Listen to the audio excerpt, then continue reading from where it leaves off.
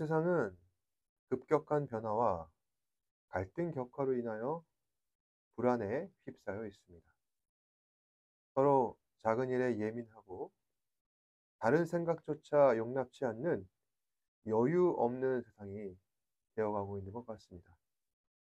네, 그래서 갈등과 불안이 고조되어 나라 안에서는 분쟁이 빈번하게 발생하고 또 나라 밖에는 전쟁이 일어나고 있는 것입니다. 지금 우리는 현실적으로 그런 세상을 살고 있습니다. 그런 점을 보았을 때 시대는 큰 전환점을 맞이하고 있는 것 같습니다. 이처럼 시대가 격변하면은 사람들의 관심은 죄다 어디에 쏠려 있을까요? 이와 같은 위기를 어떻게 기회로서 바꾸며 그 상황 속에서도 어떻게 해야 기회를 잡을 수 있는가? 다들 거기에 관심을 갖고 있다는 것입니다. 지금으로부터 약 200년 전 아메리카, 오세아니아, 아프리카에서는 이른바 골드러시가 붐을 이뤘다고 합니다. 아직 알려지지 않은 미지의 대륙에 막대한 금이 숨겨져 있다는 소문이 돌았습니다. 그러자 너도 나도 할 것 없이 죄다 금을 캐러 옵니다.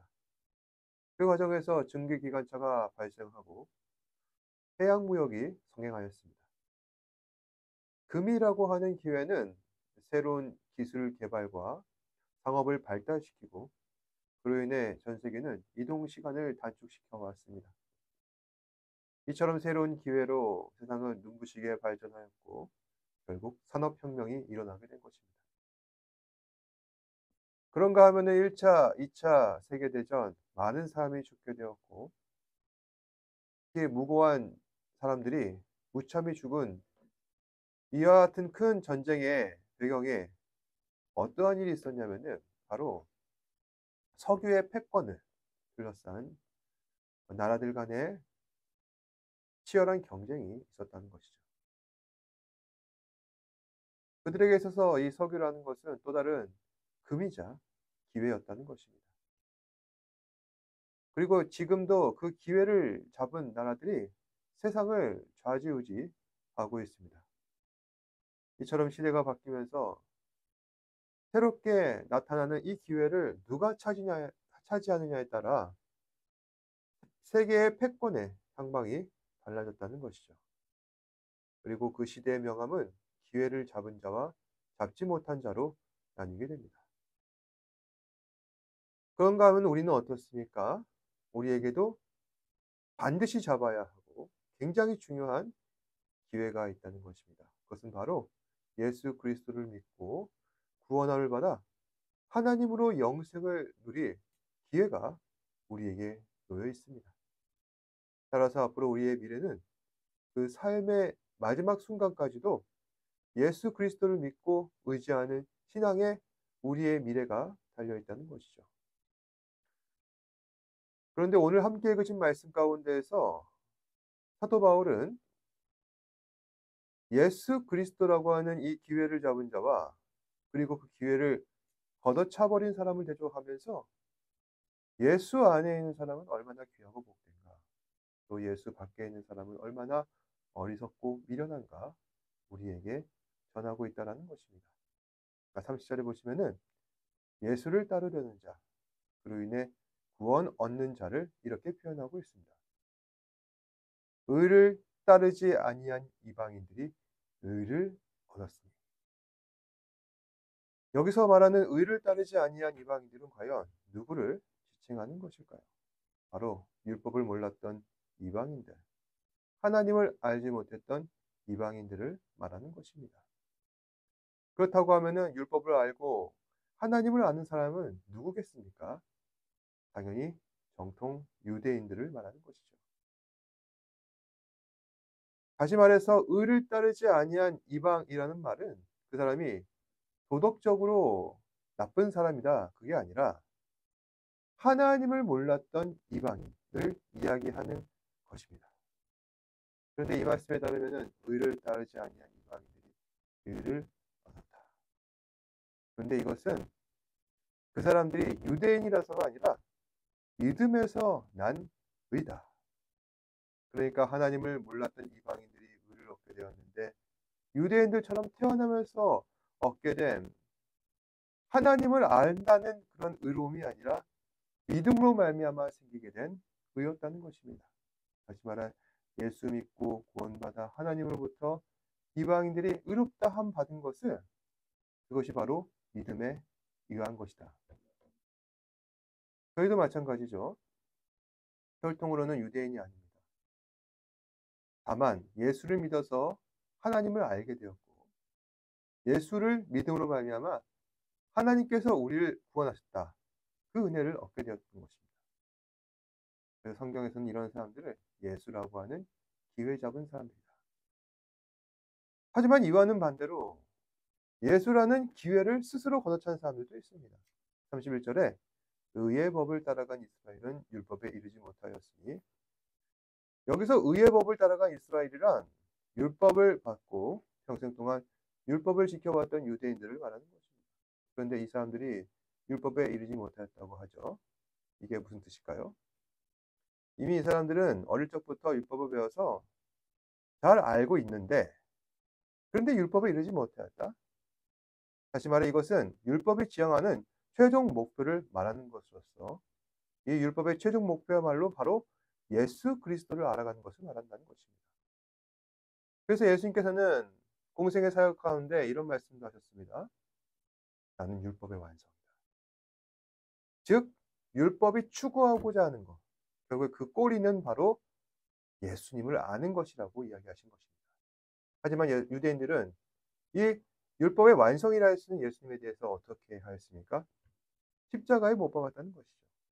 또 예수 믿는 사람들도 십자가에 못 박으려 한다는 것입니다.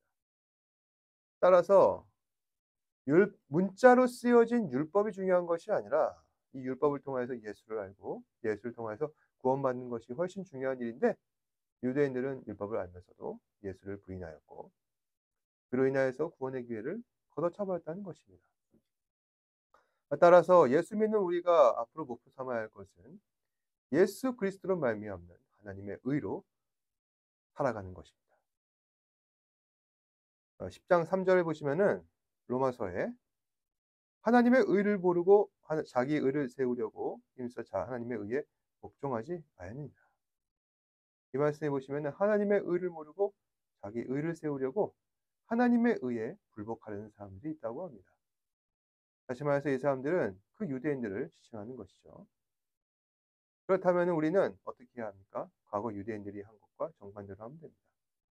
유대인들과 정반대로 하기 위해서 어떻게 해야 됩니까? 먼저 유대인들이 그렇게 강조하는 의, 즉 이 사람들이 추구하는 의는 결국에 자기 의를 말하는 것인데 그럼 그 자기 의가 무엇인가? 거기에 대해서 한번 생각해 봤으면 좋겠습니다.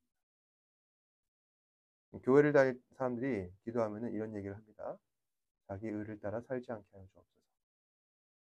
그러니까 여기서 말하는 자기 의란 무엇이냐면은 당시 유대인들은 하나님 말씀보다도 오랫동안 내려져 온 종교적 전통을 강조하던 사람들이었는데 이러한 전통은 주로 각 지파마다 장로가 있어서 그 장로들로 인하여서 만들어져 온 것입니다. 그래서 장로의 유전이라고 성경에는 기록되어 있습니다. 그런데 왜 유대인들은 장로의 유전을 그토록 지켜왔던 것인가? 이것은 반드시 해야 되는 것이 아니라 필요성 때문에 그렇게 했다는 것이죠. 그러니까 로마 제국 치하에서 이 유대인 지도층들은 민족을 이끌어갈 구심점이 필요했다는 것입니다. 다시 말해 이 장로의 유전은 하나님의 필요로 생긴 것이 아니라 인간이 필요해서 생긴 것이죠. 그런데 어느 순간 이 장로의 유전이라는 것이 하나님 말씀에 필적하는 영적 권위를 갖게 되는 것입니다. 영적 권위를 갖게 됐다기보다도 영적 권위를 부여하였습니다. 사람들이 말입니다. 그리고 장로의 유전은 어느 순간 하나님의 말씀이 되었습니다. 분명한 것은 이 장로의 유전은 하나님의 말씀이 아닙니다. 그럼에도 사람들은 이 장로의 유전, 그 전통들을 하나님의 말씀과 동격으로 믿어왔습니다. 그러면서 사람들은 이 장로의 유전을 잘 지키는 자신을 의롭다 생각하는 것이죠. 바로 이것이 오늘 말씀에서 지적하는 자기의라는 것입니다. 그렇다면 오늘날의 이 자기의에 해당하는 것은 과연 무엇을 의미하는 것일까요? 자기 방식대로 하나님을 믿는 것이죠. 그렇게 해야 하나님을 잘 믿고 그것이 옳은 것이다 스스로 믿는 것입니다. 여기에는 여러 가지 방식이 있을 수 있는데 우선 첫 번째, 마의 스타일 신앙입니다. 내 편한 대로 내 방식대로 예수를 믿고 필요하지 않다면 잠시 쉬었다가 나중에 다시 신앙생활 한다든지, 이처럼 오늘날 한국 교회 안에 마의 스타일 신앙인들이 있다는 것입니다.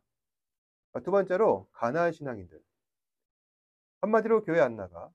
하지만 예수는 믿어. 교회만 안 다녀. 사실 이 가나안 신자도 마의 스타일 신앙인과 유사하죠.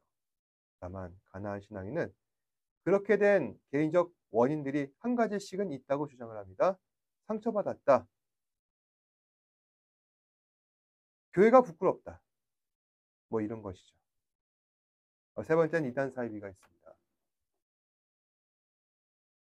이단 사이비가 아닌 다른 신앙인들은 앞서 말했던 마이스타일 가난 언제든지 교회에 돌아올 가능성이 있습니다. 하지만 이 이단 사이비와 같은 경우는 다시 주님 앞으로 돌아오기가 쉽지가 않습니다. 왜냐? 이 사람들은 하나님을 믿고 예수 그리스도를 믿는 게 아니라, 자신들이 따르고 섬기는 어떤 자신들이 섬기는 그 사람들이나 교주들, 그 사람들을 예수로 여기며 절대적인 하나님과 같이 동격화시키기 때문에 그들을 변화시켜서 회심시켜서 다시 주님 앞으로 돌아온다는 건 쉽지가 않다는 것이죠.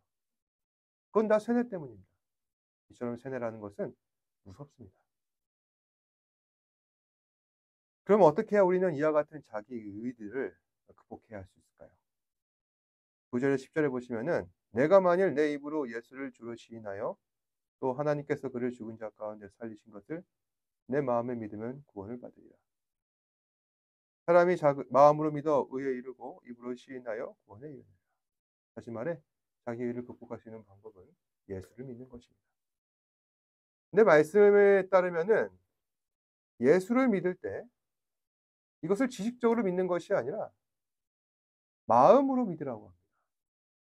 다시 말해 마음으로 믿는다는 것은 뿌리 깊은 믿음을 말하는 것이죠. 잘 아는 비유 가운데 씨 뿌리는 비유가 있습니다. 네 가지 밭에 말씀에 씨가 뿌려졌는데 길가에 떨어진 씨, 얕은 돌밭에 떨어진 씨, 가시떨기 위에 떨어진 씨, 좋은 땅에 떨어진 씨가 있습니다.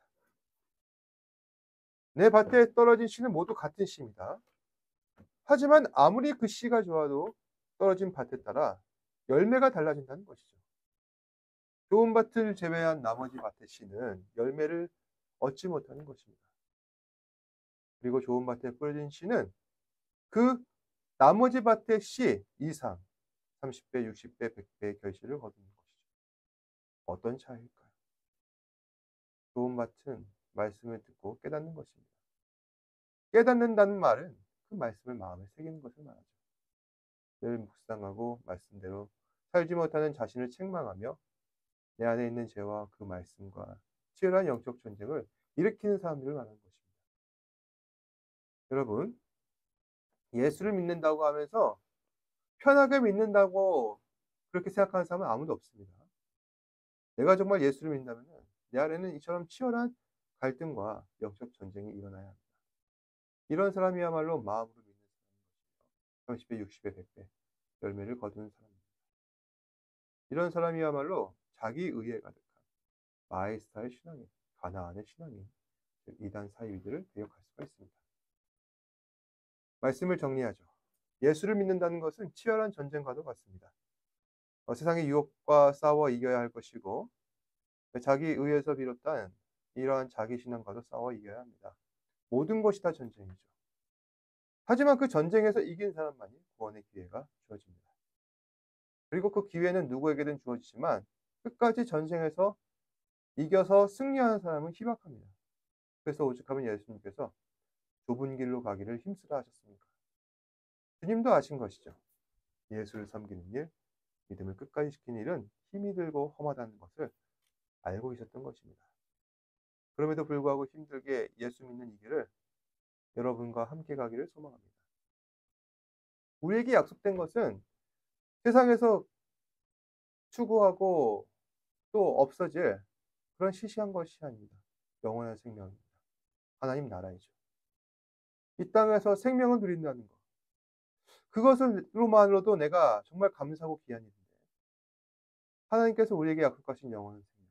하나님 나라는 얼마나 대단할까요? 그런 생명, 그런 나라. 어찌 우리가 거저 얻을 수가 있겠습니까? 교회에서는 오직 예수만, 오직 예수, 믿음, 믿음을 강조하지만 믿음이란 것은 결코 쉬운 게 아닙니다. 이 사실을 기억하시고 오늘 하루도 오직 믿음으로 살아가시고 하나님께 영광 올리시는 저와 여러분 되시기를 주님의 이름으로 축복합니다. 기도하겠습니다. 은혜와 진리가 충만하신 아버지 하나님 감사합니다. 오늘 말씀을 통하여서 주께서 예수 그리스도라고 하는 이 중요한 기회를 주시고 이 시시각각으로 변하는 세상 가운데에서 자기의 의로 살아가는 것이 아니라 오직 하나님의 영광, 주의 말씀 앞에 순종하고 또한 나의 의지가 아니라 하나님의 뜻에 따라 우리가 맞춰 살아가는 것이 얼마나 귀하고 복된 일이라는 것을 다시 한번 더 깨닫게 됩니다. 사랑하는 지체들 매 순간 살아갈 때마다 하나님의 은혜로 감당하게 하시고 또 하나님의 영광 돌리며 살아갈 수 있는 사랑하는 지체들 되게 하여 주옵소서. 모든 말씀 예수님 이름으로 기도드립니다. 아멘. 하늘에 계신 우리 아버지여 이름이 거룩히 여김을 받으시오며 나라가 임하옵시며 뜻이 하늘에서 이루어진 것 같이 땅에서도 이루어지이다. 오늘 우리에게 일용할 양식을 주시옵고 우리가 우리에게 죄 지은 자를 사하여 준 것 같이 우리 죄를 사하여 주시옵고 우리를 시험에 들게 하지 마시옵고 다만 악에서 구하시옵소서. 나라와 권세와 영광이 아버지께 영원히 있사옵나이다. 아멘.